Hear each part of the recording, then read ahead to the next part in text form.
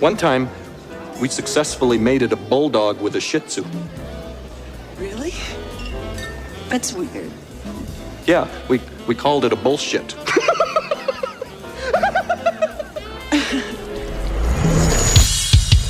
Okay, is this guy just making it up as he goes? Yep. Is it all BS? Yep. Here's Big Nate with some more BS, because it's BSing with Big Nate.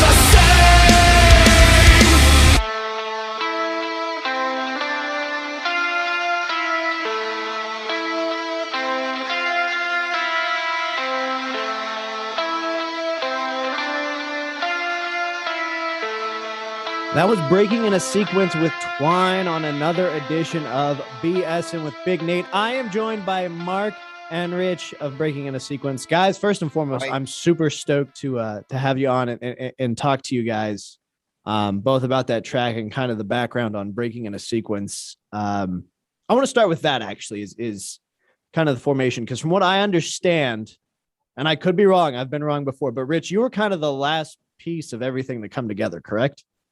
Kind of.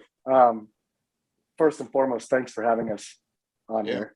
And it's Mike and Richard. You said Mark earlier. Did I say Mark? That's because it's Mike Martin. That's my dad's name too. So, I mean, it's not even like it's not written on my screen. That was just an absolute flub up. My bad on that. Oh, good, buddy. It's been one of those days. Good. But yeah, thanks for having us. I was kind of the last piece. The actual last piece was Mike or Mark. Mike. He was the last piece. But I mean, we kind of started putting our sound together before Mike joined the fold. And, you know, lots of bands, their sound's kind of defined by their singer, right? So I think the guys before anything wanted to get a good singer in place, and they chose me. I don't know why, but but after they chose me, we decided, hey, you know what? We should probably thicken up our sound a little bit. So we either need another guitar player or a keyboardist, and I was super against a keyboardist. So I said, how about another guitar player? And that's where Mike just stuck his head in and said, I play guitar. Now, was Mike just there, or how'd you get involved, Mike? I was guitar teching with Joe right before Breaking a Sequence got started up. So at that time, they were trying to decide if they want another guitar player or not. And at that time, they were finding Rich. So like right as Rich was coming in, I was starting to jam with the guys, and I learned the songs and to see how it all flowed. And so once they thought I could fit in pretty well. And then that's right at the time Rich came in, and that's when they were first releasing the 3 singles, or the first 2 singles. So it all kind of glued in good at the right time. So Rich, why were you so vehemently against a keyboardist? Because I've got thoughts on that as well. I just want to hear what your thoughts on it are. I don't know. I just never pictured myself in a band with a keyboardist. You know, like, to me, and don't get me wrong, people do it right. You know, bands do it right. I think the industrial bands do it right, and Faith No More did it right. But for me and my style of singing, I just couldn't picture it. I couldn't envision it. To me, it seemed cheesy with my voice, and with my voice being over a keyboard. So yeah, I think the right choice was definitely made, as there's with the layers of the guitars and kind of the way your guys' sound works. You have a very, I don't know, I'm going to say it. You have a very pretty voice, Rich. I'm sure you love hearing that you've got a pretty voice, but yeah, no, I think you're right. I think doing keyboards would make it almost too ballady. Like, I feel like that would just throw everything off. Whereas you guys kind of have that aggressive layers, and then your voice just kind of clean. And I do have to ask, who are your biggest vocal influences? Because I pick up when I listen, there's a lot of Corey Glover going on in there for some reason. I don't even know who that is. Who's Corey Glover? Living Color. Oh, okay. Yeah, I've never heard that before. My vocal influences are Scott Weiland, Layton Stanley, Jonathan Davis, Phil Anselmo, Maynard, Chester, all those guys. I mean, that's a pretty well-rounded Mike variety Patton too. Yeah. Okay. I can. Yeah, that's what I was picking up. Is the sound kind of has that? I don't want to say like metal. There was a bit of a shift in the early 90s, I think, trying to move away from the glam and kind of things became more polished, but also more aggressive. And I kind of feel that same thing listening to Twine in particular. It's not necessarily what I would call like an abrupt left turn, but it's very uniquely Breaking in a Sequence. And it's not like anything that I've heard put out in the past few years, in a very, very good way, because things have kind of become stale. Cool. Yeah. I mean, Twine is basically our shift from trying to be a rock band, because that's what we started out as. We started off as a rock band. So if you hear like our singles Change Your Mind and Hesitation, those are straight up rock songs, right? And as we kept progressing, David kept playing harder and harder. So I started screaming, and then Mike started bringing in heavier riffs, and Joe started playing heavier riffs. So we just kind of naturally gravitated into more hard rock. So I think Twine kind of solidified the full hard rock sound and the hard rock direction that we were going in. Because we actually wrote Twine before we wrote Delusional, which was on our last EP, the last song on our last EP. And that's probably the heaviest song we had to date until, now.